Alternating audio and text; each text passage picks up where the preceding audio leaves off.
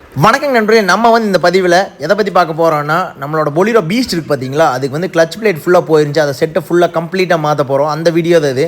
நம்ம இப்போ கையில் இருக்குதா பார்த்தீங்கன்னா பொலிரோவோட கிளச் பிளேட் செட்டுங்க.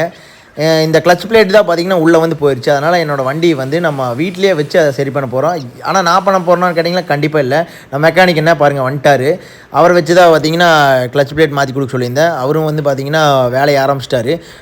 என்னென்னா டூல்ஸ் கையோடு கொண்டு வந்துட்டார். டூல்ஸ் மட்டும் கரெக்டாக இருந்தால் போதுங்க. ப்ராப்பரான மெக்கானிக் டூல்ஸ் இது இருந்தால் போதும். நம்ம என்ன வண்டி வேலையாக இருந்தாலும் கரெக்டாக நீட்டாக பண்ணிக்கலாம். ஏதோ ஒன்று மிஸ்டேக்காக இருந்தாலும் பார்த்தீங்கன்னா ரொம்பவுமே கஷ்டமாயிரும். வேலை வந்து பார்த்திங்கன்னா இவர் தெளிவாக செய்வார். அதனால தான் நான் எந்த வேலை செய்யணுன்னாலே வீட்டுக்கே அவர் கூப்பிட்டு ரெகுலராக வந்து எல்லா வண்டி சர்வீஸ் ஆகட்டுங்க, ஏதாவது மெயினான ப்ராப்ளம் ஆகட்டும் எல்லாத்தையுமே செக் பண்ணி பொருள் வாங்கிட்டு வந்து கொடுத்துருவேன். நீட்டாக மாட்டி கொடுத்துருவார். இது வந்து பார்த்திங்கன்னா கிளச் பிளேட் வந்து கீழே பாட்டமில் தான் இருக்கும்.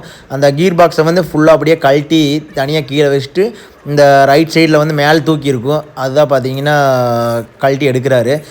பழைய கிளச் பிளேட் வந்து ஃபுல்லாக எடுத்துட்டார். கழட்டி எடுக்கிறதுக்குள்ளே கிட்டத்தட்ட ஒரு 1.5 மணி நேரம் ஆயிடுச்சு.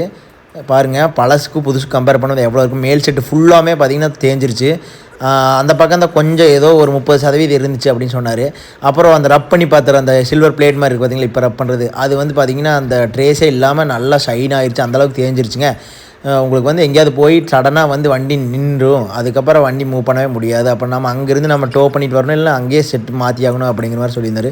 எப்படியும் நம்ம ஒரு வழியாக வந்து மாற்றணும் ரொம்ப நாள் நினச்சிட்டு இருந்தால் மாற்றியாச்சு. கிட்டத்தட்ட 1.5 லட்சம் கிலோமீட்டர் ஓடி இருக்குன்னு நினைக்கிறேங்க. நான் வாங்கிட்டு வந்து 50,000 கிலோமீட்டர் ஓட்டிட்டேன். செகண்ட் ஹேண்டாக தான் வாங்கினது நான் பொலிரோ பீஸ்ட்டு. அவங்ககிட்ட கிட்டத்தட்ட 1 லட்சம் ஓடி இருக்கும் அப்படிங்கிற ஒரு இது. எப்படி இருந்தாலும் கிளச் பிளேட் தேஞ்சிருக்கு பார்த்தீங்களா. அதனால் அப்புறம் மாட்டுறதா பார்த்திங்கன்னா சரியான சிரமமாக போச்சுங்க. கீழே வந்து கயிறு கட்டி மேலே பசங்களை வச்சு நாங்கள் பிடிச்சி கஷ்டப்பட்டு மாட்டிட்டோம். பார்ட் 2 வீடியோவில் வேறு என்னென்ன மாற்றணும் அப்படின்னு